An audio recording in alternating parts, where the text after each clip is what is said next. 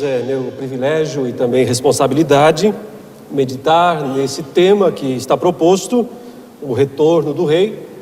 E ao contrário do que alguém possa pensar, não fui eu que sugeri esse tema para mim mesmo, já estava programado pela organização, mas evidentemente quando estava sendo sorteado entre os palestrantes os temas, e eu vi que esse tema estava lá, então eu me adiantei, obviamente, e tomei posse da bênção, Peguei esse tema com o qual eu tenho um pouco mais de familiaridade.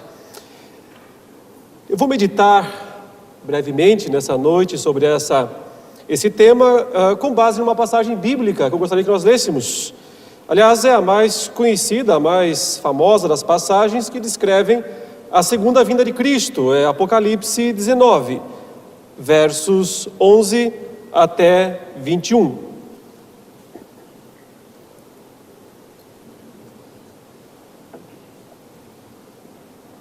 Apocalipse 19, versos 11 a 21, a palavra diz assim: Vi o céu aberto, e eis um cavalo branco.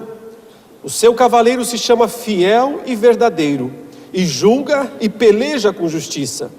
Os seus olhos são chama de fogo, na sua cabeça há muitos diademas. Tem um nome escrito que ninguém conhece, senão ele mesmo. Está vestido com um manto tinto de sangue, e o seu nome se chama o Verbo de Deus. E seguiam-no os exércitos que há no céu, montando cavalos brancos com vestiduras de linho finíssimo, branco e puro.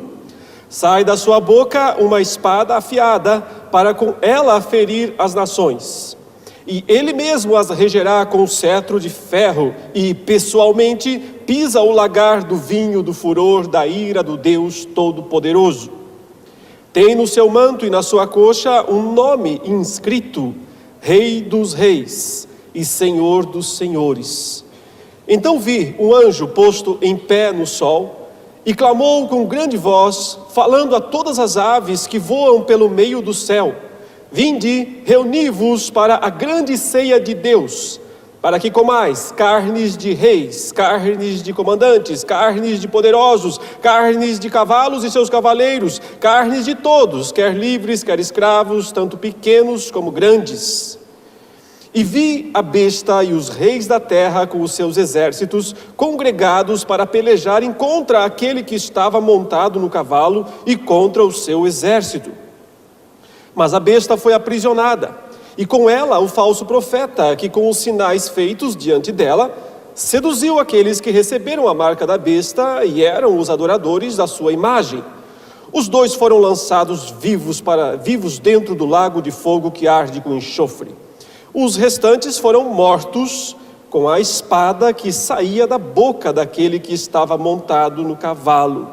E todas as aves se fartaram das suas carnes. Durante toda a narrativa do livro de Apocalipse, por várias vezes e de forma crescente, João mostrou a seus leitores a existência de uma batalha, uma grande batalha no fim dos tempos, quando os inimigos do povo de Deus devem ser definitivamente esmagados. Porém, um fato curioso, se você prestar atenção ao ler o texto de Apocalipse, é que apesar dele mencionar 7 vezes essa batalha, esse confronto, esse momento da verdade no fim dos tempos, ele não descreveu detalhadamente a batalha em momento nenhum. E mesmo aqui, nesse texto que nós lemos, o que nós temos não é uma descrição cinematográfica ou hollywoodiana de uma batalha. Há uma espécie de abreviação dela. Cristo volta, e os inimigos são instantaneamente fulminados. Não há uma disputa aqui. Há um massacre. O motivo é que a vitória de Cristo, essa vitória de Cristo e de seu povo nessa chamada batalha final, que coincide com a segunda vinda de Cristo, representa uma consumação da vitória que Cristo obteve na cruz, e que portanto foi realizada em sua primeira vinda. Por isso o tema aqui hoje é o retorno do rei. Ele já é rei. Ele não se tornará em algum momento. É o rei que já ocupa esse posto, que já desfruta dessa posição, que retornará para consumar os seus propósitos. A batalha sangrenta já aconteceu, entrou para a história, é passado. Ela foi realizada na cruz, sim, porque lá Cristo sangrou. No fim dos tempos, na batalha final, há apenas o sangue dos seus inimigos e a carne deles que sacia as aves de rapina. Meus irmãos, o Apocalipse responde uma dúvida dos crentes da época em que ele foi escrito, provavelmente no ano 95 ou 96 do primeiro século, mas que pode ser uma dúvida de todos os crentes em todas as épocas, que é a seguinte: se Jesus já derrotou Satanás na cruz, porque isso é o que o Novo Testamento afirma categoricamente, então por que o diabo parece ter tanto poder neste mundo exatamente agora? Por que os crentes lá do primeiro século, e também em muitas regiões do mundo atual, sofrem tanta perseguição e enfrentam tanto sofrimento, se Jesus é o Rei dos Reis e o Senhor dos Senhores? Os crentes não deveriam já estar livres dessas coisas e desfrutando da vitória plena de Cristo nesta vida? A resposta do Apocalipse é que essa vitória de Cristo e a consequente derrota de Satanás e dos seus inimigos precisa ser vista em duas etapas. A primeira etapa é a primeira vinda de Cristo, onde ele impôs sobre o dragão a derrota que o deixou sem perspectivas de reverter o quadro. O capítulo 12 de Apocalipse mostrou que ele foi expulso do céu e perdeu o direito de acusar os crentes lá diante da face de Deus. Sendo assim, o livro mostra que o reino de Deus já foi plenamente estabelecido no céu. Porém, ele precisa ser transferido, por assim dizer, consumado ainda na terra. Porém, na terra, ele já foi estabelecido embrionariamente. Por isso ele é um reino em expansão, aguardando no fim uma consumação que não será, até onde nós podemos ver, gradual, mas que será de uma maneira instantânea. O fato é que, se você ler o final do capítulo 12 de Apocalipse, você percebe que o dragão foi lançado para a terra. E na terra, ele permanece sob restrição divina. É interessante porque depois do capítulo 12, quando ele é lançado para a terra, ele não aparece mais no livro, exceto no capítulo 20. Mas quem aparece então nessa fase, nesse período todo, são seus instrumentos, seus aliados. Ele está sob restrição divina, porém, foi-lhe concedido que ele atue através de instrumentos. Então, a partir do capítulo 13, João mostrou quem são e o que fazem esses instrumentos do dragão. Ele descreveu duas bestas, dois monstros. Um monstro, uma besta, subindo do mar, e a outra da terra. E claramente, essas duas bestas, esses dois monstros, recebem a autoridade do dragão, ou seja, são seus representantes da terra.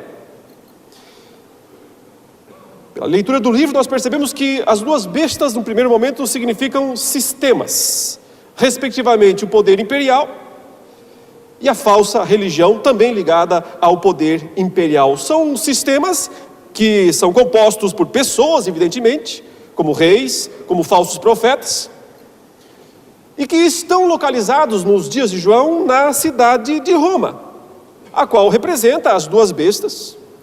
E dela, esse poder emana para todo o império, perseguindo e enganando os cristãos, pelo poder da espada, pelo poder da falsa religião, ou seja, perseguindo e enganando.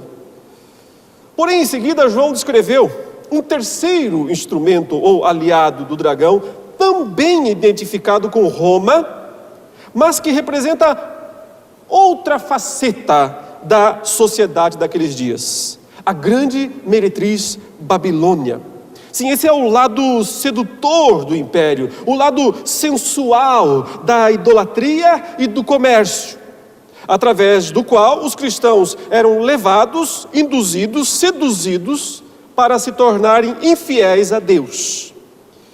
E desse modo, na figura de um rei, da primeira besta, de um profeta falso, da segunda besta, e de uma prostituta em Babilônia, nós temos uma tríade, os aliados do dragão, ou melhor, seus instrumentos para agir no mundo. Muitos crentes poderiam estar pensando naqueles dias que o grande problema que eles enfrentavam era a perseguição de Roma sob a figura da primeira besta. Porém, João mostrou outros dois perigos: o engano da falsa religião e a sedução dos prazeres idolátricos da grande cidade. Porém, finalmente, ele mostrou como esses três sistemas, trabalhando em cooperação, tentam destruir o povo de Deus. E aí está a explicação do Apocalipse para o motivo pelo qual os crentes sofrem tanta perseguição, tanto sofrimento, tanto desafio neste mundo, apesar de Satanás já ter sido derrotado por Cristo. Porém, meus irmãos, o Apocalipse vai além e mostra como os três aliados do dragão são finalmente destruídos e, por fim, também como o dragão é plenamente destruído. E ele narra isso seguindo a ordem inversa, como ele apresentou esses inimigos.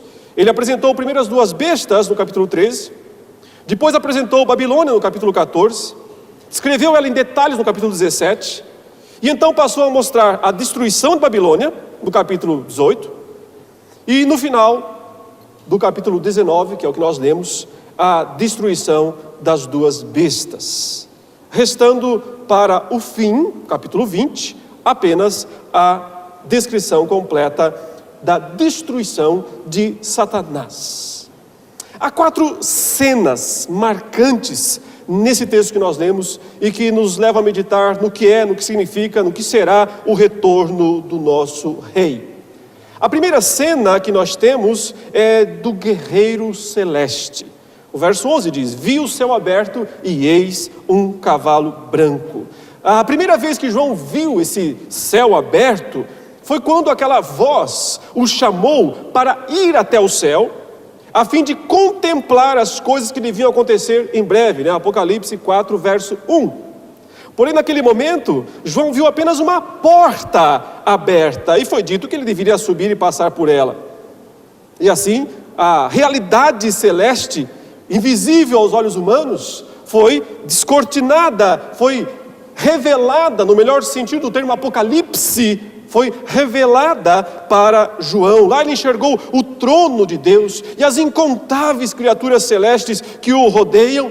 Ele viu o momento sublime da coroação de Cristo, no capítulo 5, quando o Cordeiro se aproximou do trono e tomou o livro da mão direita daquele que estava sentado, e todas as criaturas celestes então começaram a cair umas após outras, prostradas diante de Cristo. Esse foi o momento maior da história celeste, quando Cristo é coroado Rei dos Reis e Senhor dos Senhores, no sentido redentivo, no sentido para aplicar sua redenção no mundo. Glorificado, portanto, ele pode mandar o Espírito Santo e pode consumar, terminar a sua obra de expansão, de pregação do seu evangelho em todo o mundo. A primeira figura, naquele momento, quando ele vê uma porta aberta apenas, representa algo parcial, mas agora o próprio céu está aberto, o que aponta para a plena revelação das verdades mantidas ocultas até este momento.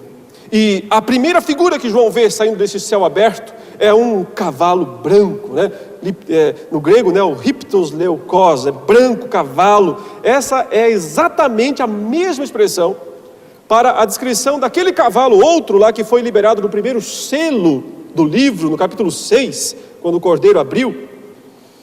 Por isso impressiona que tantos intérpretes tenham tanta relutância em relacionar os dois cavaleiros, os dois cavalos, Até mesmo Gregory Bill, talvez o maior expositor de Apocalipse da atualidade, vê o primeiro como uma provável paródia de Cristo. Mas não há nenhuma paródia nessa relação, os termos são idênticos. O cavalo do primeiro selo precisa se relacionar diretamente com o cavalo branco do capítulo 19. Ou então os símbolos de Apocalipse não fazem mais qualquer sentido, nem seguem qualquer lógica. Mas o ponto é simples. No primeiro selo, ele representa Cristo através da conquista efetuada em sua primeira vinda. Ou seja, a vitória do Evangelho e o direito de que esse Evangelho seja pregado em todas as tribos, raças, línguas e nações, o mundo. E como fará isso? Como será pregado? Através da igreja, capacitada pelo Espírito Santo, que veio para tornar o povo de Deus testemunha em Jerusalém, Judeia, Samaria e até aos confins da terra. É por isso que Cristo diz: todo poder me foi dado nos céus e na terra, vão e façam discípulos, preguem o Evangelho a toda criatura. Eu estou convosco todos os dias. A garantia do sucesso é Cristo, a presença dele. Primeiro, a autoridade dele. Eu recebi toda a autoridade no céu e na terra. Agora eu compartilho essa autoridade com o meu povo, para que vão e para que façam esses discípulos. E assim ele sai vitorioso e para vencer, porque o Evangelho é o poder de Deus para a salvação de todo o que crê, primeiro do judeu, mas também do grego. Mas aqui no capítulo 19, ele representa, o símbolo representa o Cristo vitorioso da segunda vinda. Quando então ele retorna para destruir de uma vez por todas os seus inimigos.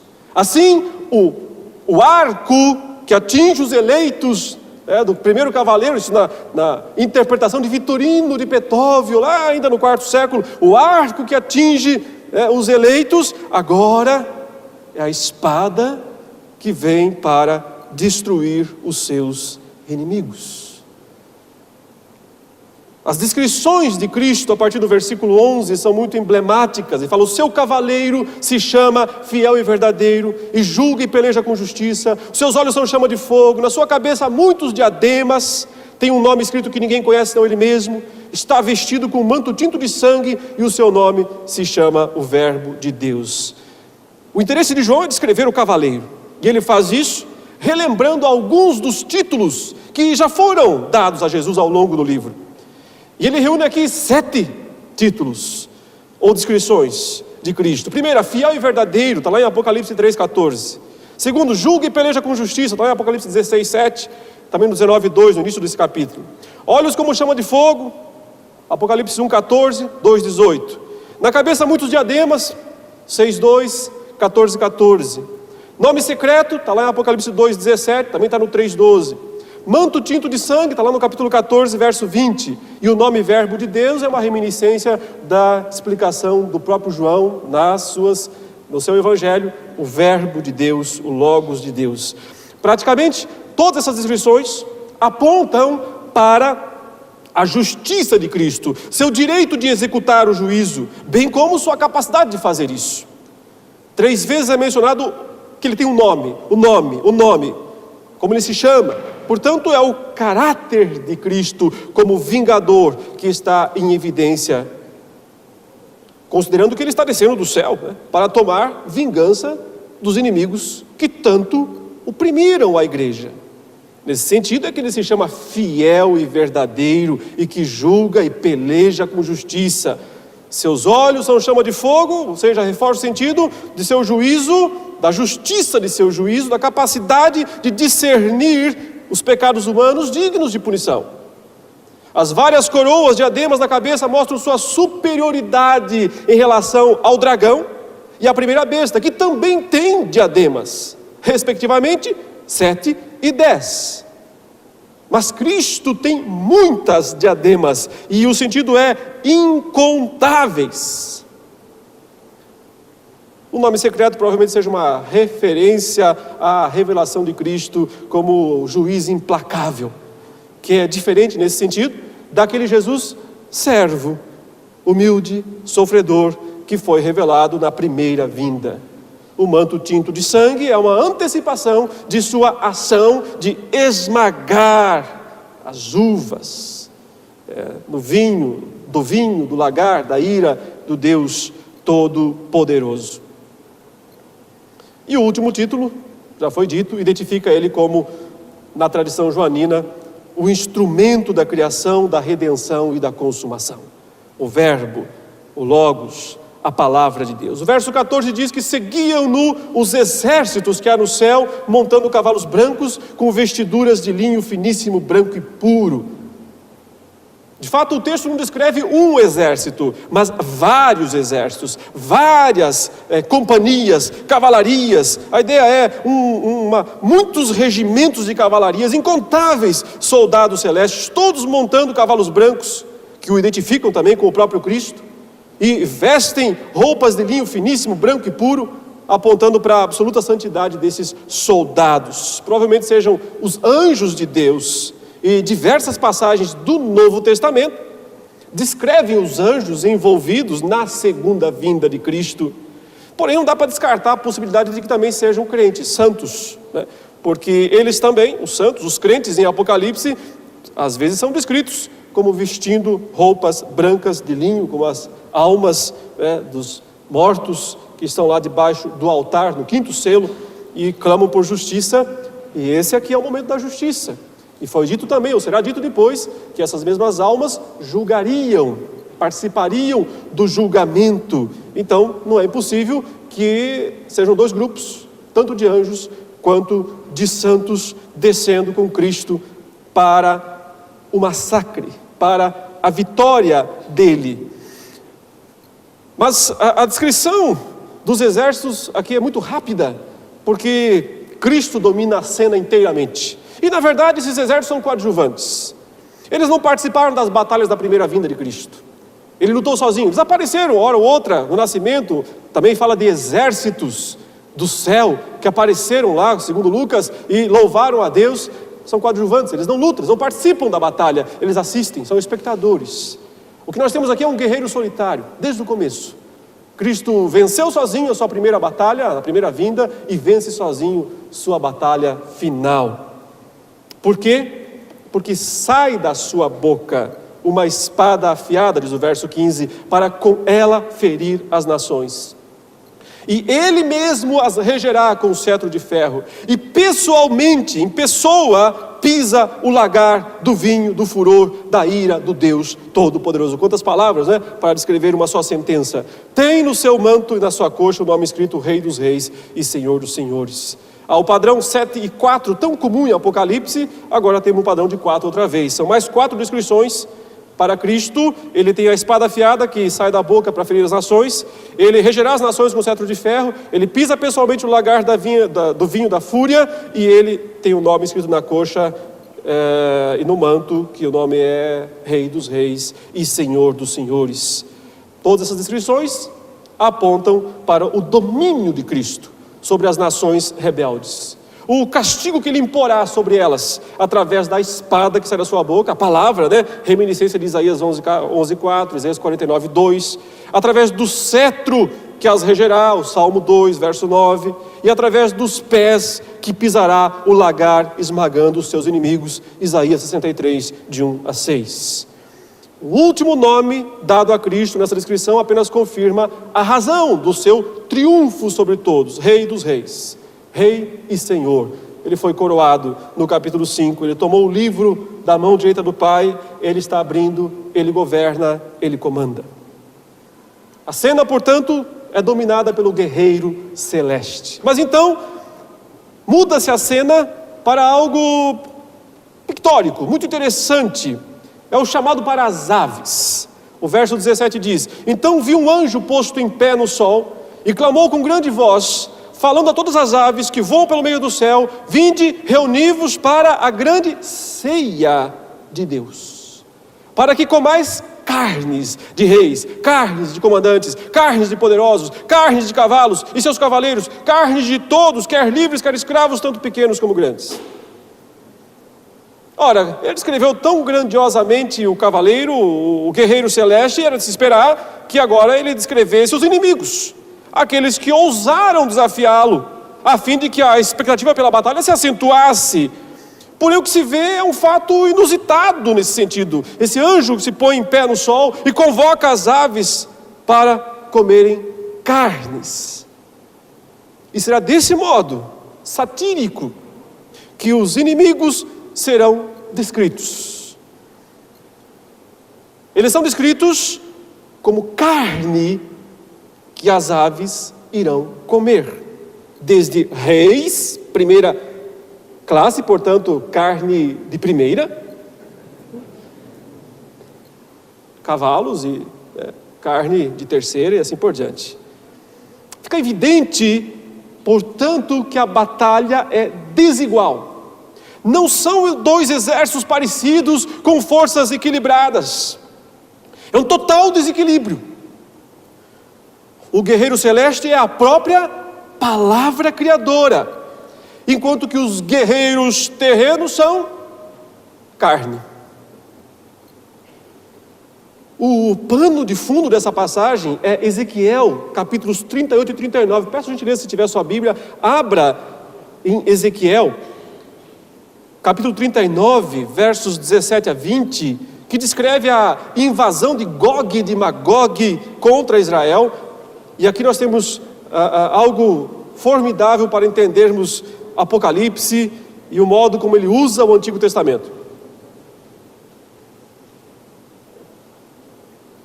Verso 17 de Ezequiel 39 diz assim: Tu, pois, ó filho do homem, assim diz o Senhor Deus, dize às aves de toda a espécie e a todos os animais do campo: ajuntai-vos e vinde, ajuntai-vos de toda parte para o meu sacrifício, que eu oferecerei por vós, sacrifício grande nos montes de Israel. E comereis carne, e bebereis sangue, comereis a carne dos poderosos, bebereis o sangue dos príncipes da terra, dos carneiros, cordeiros, dos bodes, dos novilhos, todos engordados em Bazã. Do meu sacrifício que oferecerei por vós, comereis a gordura até vos fartardes, e bebereis o sangue até vos embriagardes. À minha mesa vós vos fartareis, de cavalos e cavaleiros, de valentes e de todos os homens de guerra, diz o Senhor Deus. A descrição de uma batalha do Antigo Testamento, uma profecia da destruição dessas nações, Gog e Magog. Portanto, e essa batalha aparece várias vezes ao longo do livro, essa menção a Gog e Magog, mas literalmente só no capítulo 20.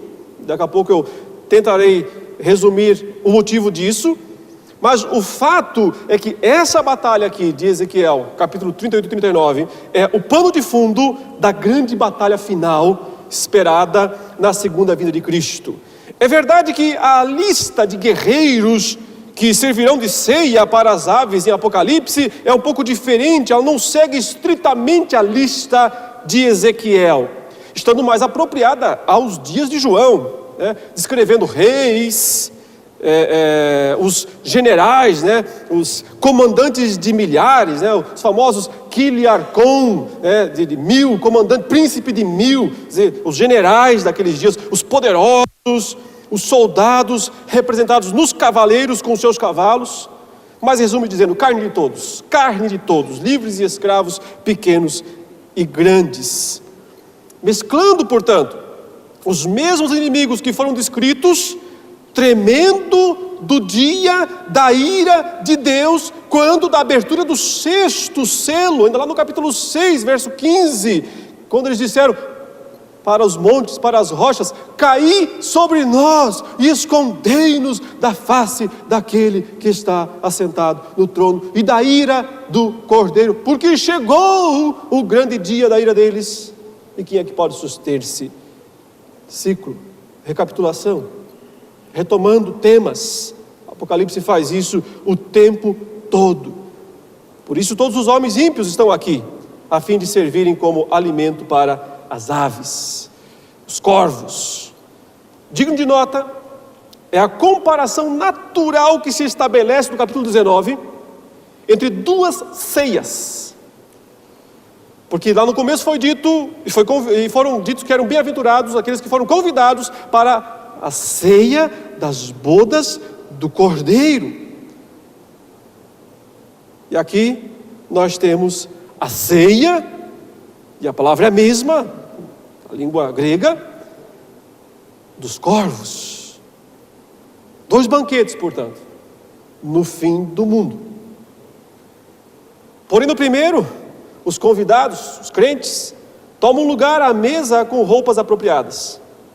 No segundo, os convidados, ímpios, são a carne que os corvos irão devorar. Essa é a cena antecipatória da batalha. Você já sabe o resultado dela. Não há nenhum suspense. Quando o anjo chama as aves, você já sabe o que vai acontecer. Só então passa a descrição dos inimigos, que estão aqui nos versículos 19 e 20. E vi a besta e os reis da terra com os seus exércitos congregados para pelejarem contra aquele que estava montado no cavalo e contra o seu exército. Mas a besta foi aprisionada e com ela o falso profeta, que com os sinais feitos diante dela, seduziu aqueles que receberam a marca da besta e eram os adoradores da sua imagem. Os 2 foram lançados vivos para dentro do lago que arde com fogo e enxofre. Os inimigos aqui são descritos. João diz que viu a besta, os reis da terra, com seus exércitos congregados para a batalha. A besta, nesse momento, toma a forma de um homem, pois João a vê ao lado dos reis da terra. É nesse ponto que a besta deve ser vista como aquela cabeça que deu nova vida ao sistema, lá em Apocalipse 13:3. Ou o 8º rei que procede do 7, lá do capítulo 17, verso 11. Ou seja, na descrição do próprio João, da sua epístola, o anticristo. O autor, ele repete a descrição da intenção dos reis da terra de se congregarem. Estão animados para isso, para pelejarem contra o cordeiro. Já falou isso lá no capítulo 17, verso 12 e 14. E finalmente diz que os 2 agora reúnem seus exércitos e estão ali frente a frente com o cordeiro para enfrentar, para pelejar. Estão desafiando o cordeiro. Estão prontos, ele diz, para fazerem guerra, essa é a expressão, para fazer a guerra contra aquele que está sentado no cavalo e contra o seu cavaleiro. Porém, como já disse, quando se esperava, então, a descrição de uma batalha hollywoodiana, ela não acontece. Não tem descrição. Nem parece haver uma batalha.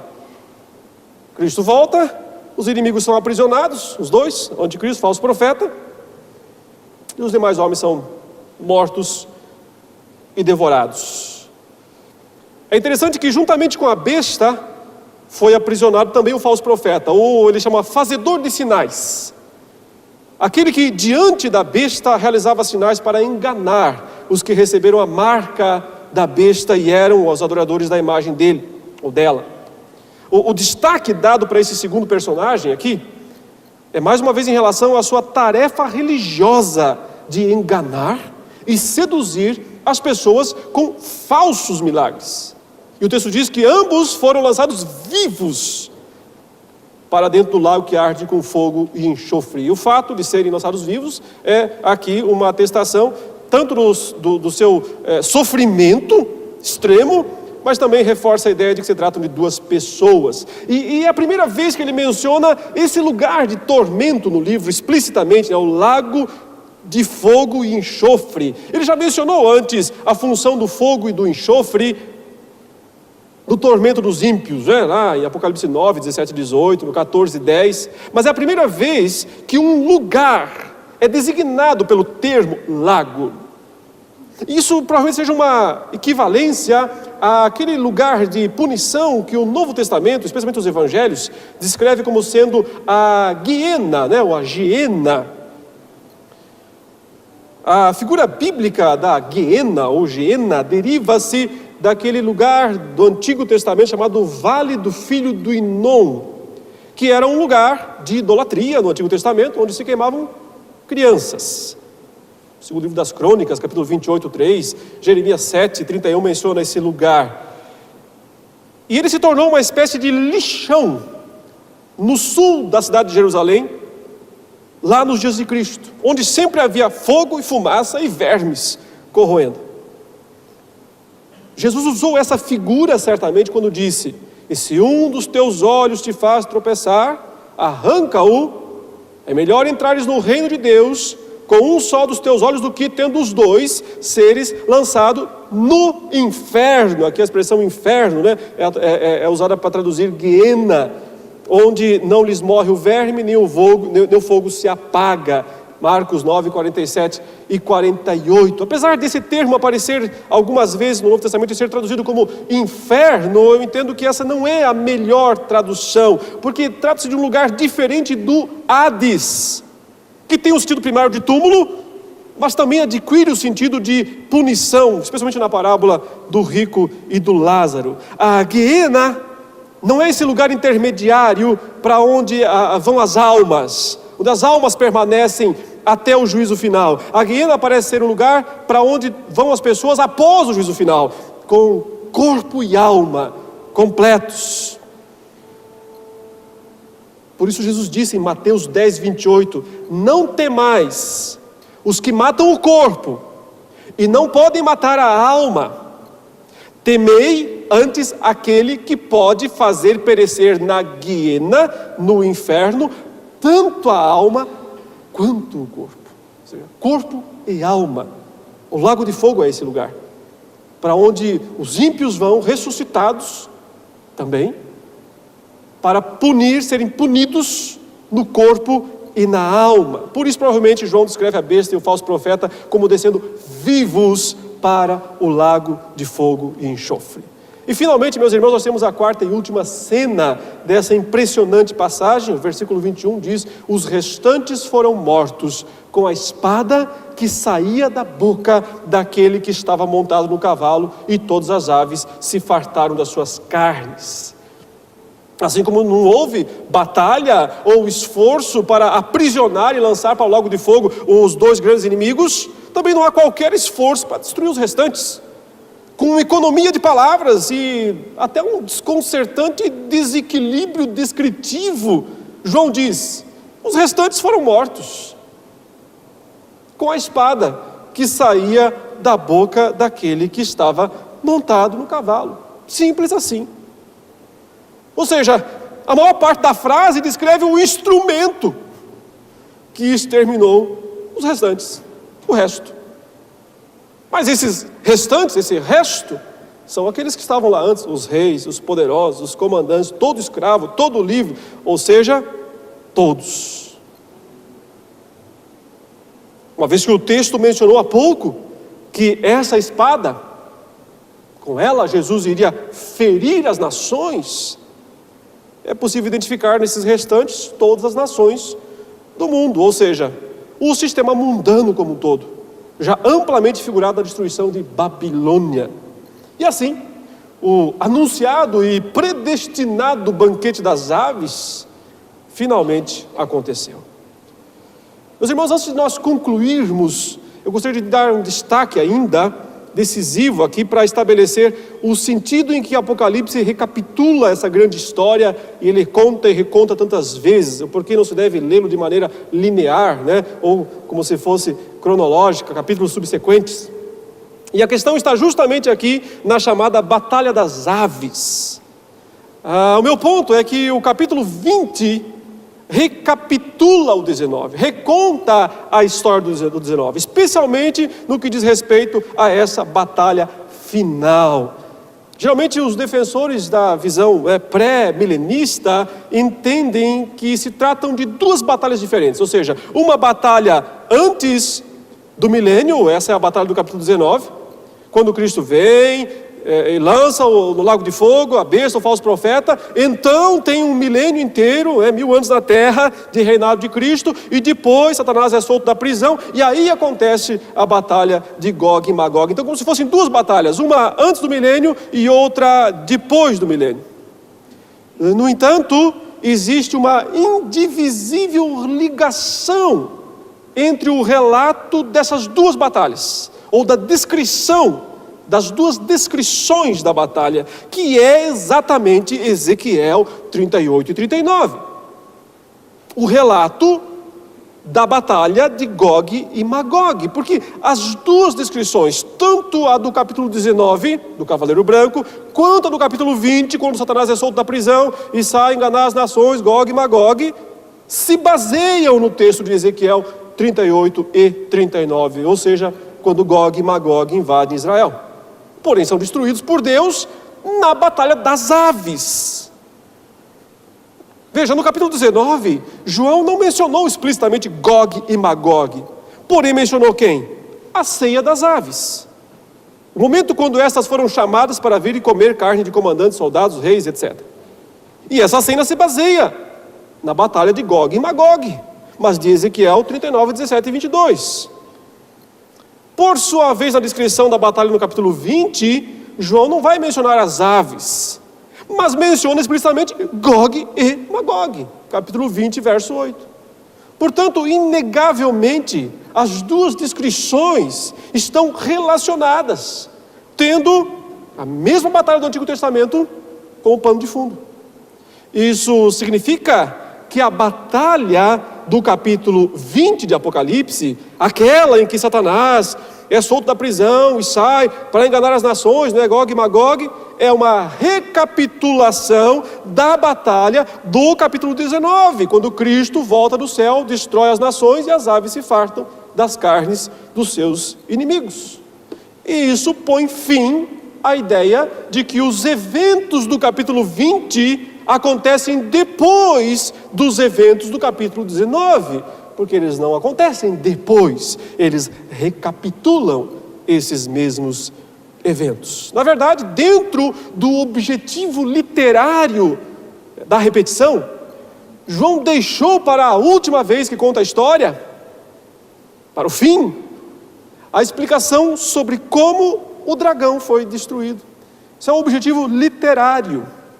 Deste modo, ele narra outra vez no capítulo 20 a mesma batalha do 19, mas agora a câmera está focada no dragão. Antes estivera focada nas duas bestas, mas é uma só batalha, a qual ele já fez menção 5 vezes até aqui em Apocalipse. A primeira menção que ele fez dessa batalha foi no capítulo 1, verso 7. A segunda foi no capítulo 6, verso 12 a 17. A terceira foi no capítulo 11, verso 15 a 19. A quarta foi no 14, 18 a 20. A quinta foi no 16, de 12 a 21. A sexta aqui, no capítulo 19. E a sétima, no capítulo 20. É deste modo, é assim, portanto, que o Apocalipse conta, explica como cairão, como tem que cair todos os aliados ou instrumentos do dragão. O rei, o profeta falso e a meretriz, mas principalmente, no fim, o dragão. E tudo isso na única, na indivisível e toda visível segunda vinda de Cristo. Porém, a segunda vinda de Cristo não é o momento da batalha decisiva que garante a derrota de Satanás. Esse momento não está reservado para o futuro. Ele já entrou para a história. Ele já é fato, ele já é realidade. Ele aconteceu no nascimento, na morte, na ressurreição, na ascensão de Cristo. Essa mesma vitória foi assegurada e expandida no Pentecostes. E, portanto, a segunda vinda é tão somente a sua consumação. É por isso que ela é o retorno do Rei.